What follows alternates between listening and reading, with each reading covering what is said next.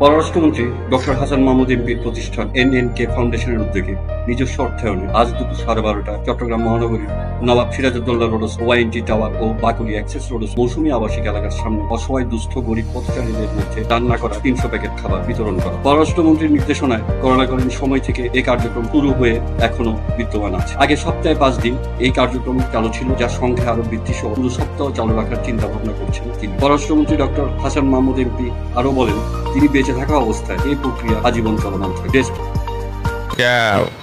মাননীয় পররাষ্ট্রমন্ত্রী, বাংলাদেশ আওয়ামী লীগের প্রথম যুগ্ম সাধারণ সম্পাদক, রাঙ্গুনিয়া বোয়ালখালী আংশিক আসন থেকে বারবার নির্বাচিত সংসদ সদস্য ডক্টর হাসান মাহমুদ এমপি মহোদয় সেই করোনাকালীন সময় থেকে অসহায় দুস্থ গরিবদের জন্য এই যে প্যাকেটজাত রান্না করা খাবার তার হাতে গড়া প্রতিষ্ঠান এনএনকে ফাউন্ডেশনের মাধ্যমে বিতরণ করে আসছে।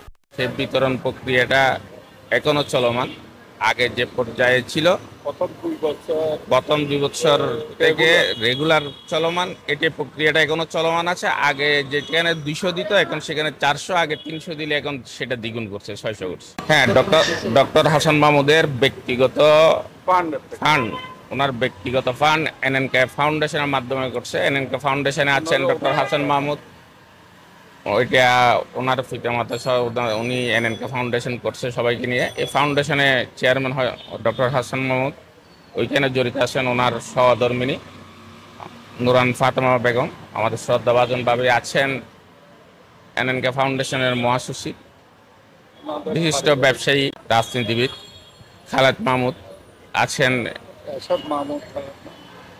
এনএনকে ফাউন্ডেশনের সাথে জড়িত আছেন ন্যাশনাল ব্যাংকের ডাইরেক্টর এবং বিশিষ্ট ব্যবসায়ী রাজনীতিবিদ এরশাদ মাহমুদ আছেন। এনএনকে ফাউন্ডেশনের সাথে আরও জড়িত আছেন এফবিসিসির ফরেন ইনভেস্টমেন্ট বিভাগের চেয়ারম্যান বিশিষ্ট ব্যবসায়ী রাসেল মাহমুদ, মন্ত্রী মহোদয়ের ব্যক্তিগত কর্মকর্তা রাঙ্গুনি উপজেলা আওয়ামী লীগের প্রচার সম্পাদক এমরুল করিম রাশেদ আছেন, মন্ত্রী মহোদয়ের ব্যক্তিগত কর্মকর্তা কায়সারুল আলম এবং এপিএস ইমু সহ আরও অনেকজন জড়িত আছেন এনএনকে ফাউন্ডেশন।